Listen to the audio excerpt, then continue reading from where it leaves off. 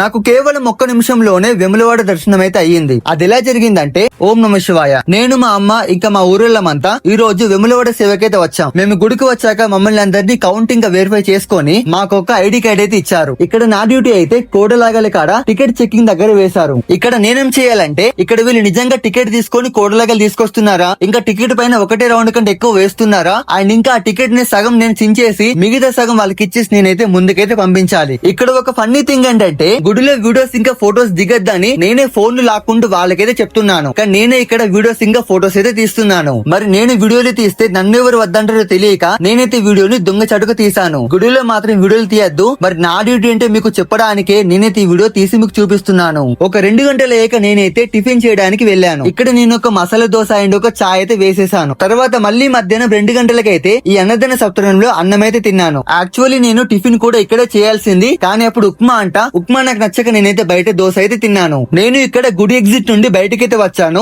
And మళ్ళీ అదే గుడి ఎగ్జిట్ నుండి లోపలికైతే వెళ్ళాను. అది ఎలా అంటే నా మెడలో ఉన్న ఐడి కార్డు వల్ల. దాన్ని చూసి వాళ్ళైతే నన్ను లోపలికైతే పంపించారు. ఇక కరెక్ట్ గా 4 PM కైతే మమ్మల్ని దర్శనం కైతే రమ్మన్నారు. ఇక్కడ మళ్ళీ నేను ఎగ్జిట్ నుండే గర్భగుడికి అయితే వచ్చాను. ఇక్కడ మగవాళ్ళు కేవలం ఒక ధోతితోనే గర్భగుడికి అయితే వెళ్ళాలి. ఇక్కడ మాకు స్పర్శ దర్శనం అయితే ఇచ్చారు. అంటే నేనైతే ఆ దేవుణ్ణి అయితే ముట్టుకున్నాను. ఆ తర్వాత అక్కడి పూజారి అయితే మాకు అన్న పూజ ప్రసాదం అయితే ఇచ్చారు. సో ఇలానైతే నాకు జస్ట్ 1 minute లోనే దర్శనం అయితే కంప్లీట్ అయ్యింది. కానీ ఆ ఒక్క నిమిషం దర్శనం కోసం నేనైతే 8 గంటల డ్యూటీ అయితే చేశాను. ఇక లాస్ట్ లో మేమైతే కొన్ని ఫొటోస్ అయితే దిగినాం అండ్ మాకు మనిషికి 2 లడ్డూలు అయితే ఫ్రీగా ఇచ్చారు. ఇలా మా వెములవాడ సేవ అయితే విజయవంతంగా పూర్తయింది. దీన్నైతే నేను చాలా గొప్ప అదృష్టంగా భావిస్తున్నాను. ఒకవేళ మీరు కూడా నాలాగా గుడి సేవలకు వెళ్ళాలనుకుంటే నన్నైతే ఫాలో అయ్యండి, సబ్స్క్రైబ్ చేసుకోండి. ఏవైనా గుడి సేవలు ఉన్నప్పుడు మీకైతే నేను అప్డేట్ అయితే ఇస్తాను. హర హర మహాదేవ్.